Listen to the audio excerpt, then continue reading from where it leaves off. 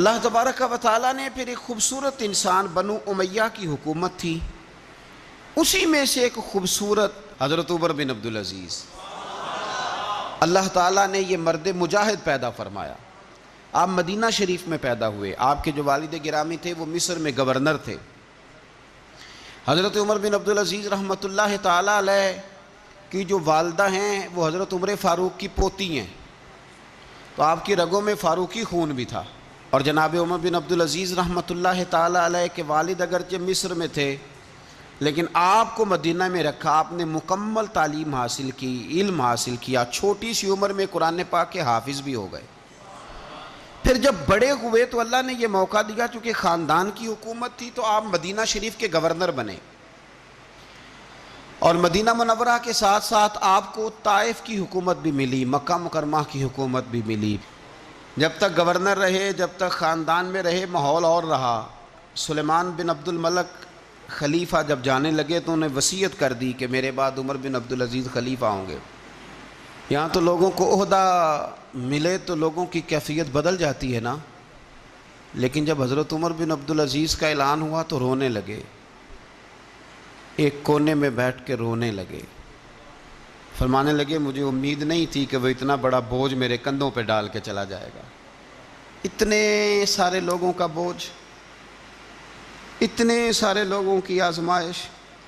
خیر چونکہ وصیت تھی، آپ کی بیعت لی گئی، بیعت لینے کے بعد آپ منبر پہ چڑھے تو فرمایا لوگوں میں تمہیں آزاد کرتا ہوں، اگر تم میرے علاوہ کسی کو حکمران بنانا چاہو تو مجھے کوئی اعتراض نہیں ہے۔ لوگوں نے کہا نہیں، آپ ہی ہمارے حکمران ہوں گے۔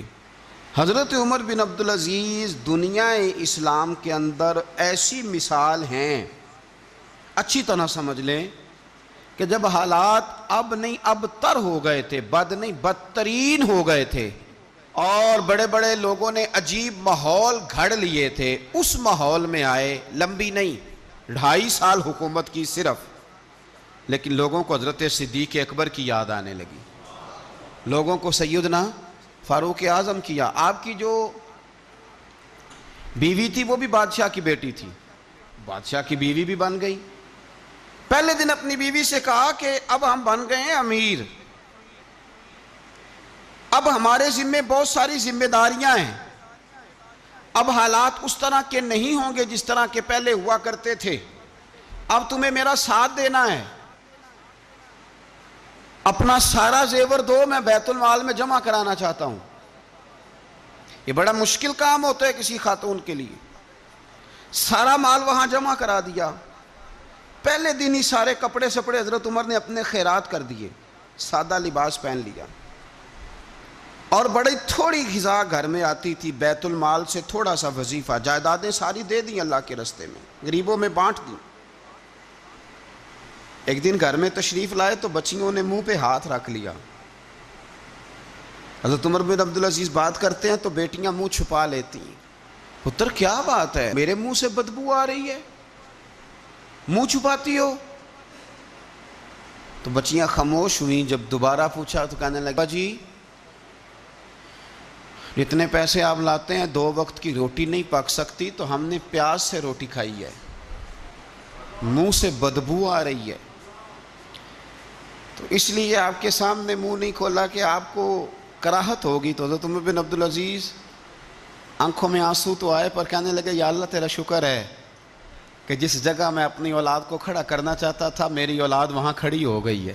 حضرت عمر بن عبدالعزیز نے اپنے گھر کے اندر عید والے دن، حضرت عمر بن عبدالعزیز رحمۃ اللہ علیہ کی بیٹیوں نے کہا عید پہ کپڑے لینے، ضد کی تو جناب عمر نے اپنے وزیر خزانہ کو خط لکھا، فرمایا 1 مہینے کی تنخواہ مجھے ایڈوانس دے دو، بیٹیوں کے کپڑے لینے ہیں۔ تو جب بادشاہ عمر بن عبدالعزیز جیسا ہو تو پھر وزیر بھی نیک ہی ہوتے ہیں، وزیر بھی نیک۔ تو وزیر کہنے لگا حضور کچھ باتیں آپ سے سیکھی ہیں، اگر اجازت دیں تو کر لوں؟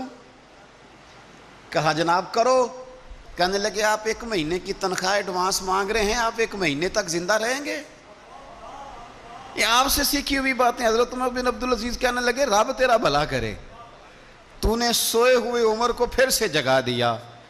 بیٹیوں سے آ کے کہنے لگے پتر پرانے کپڑے دھو کے پہن لو، اگر کپڑے دھو کے پہن لوگی اور پہن کے رب کی بارگاہ میں کھڑے ہوگی تو رب تو پہلے ہی بڑا قبول فرمانے والا ہے، اللہ تو پہلے ہی بڑا قبول کرنے والا ہے۔ تو صاحب یاد رکھیں، حضرت عمر بن عبدالعزیز نے اپنے گھر کے اندر یہ ماحول پیدا کیا۔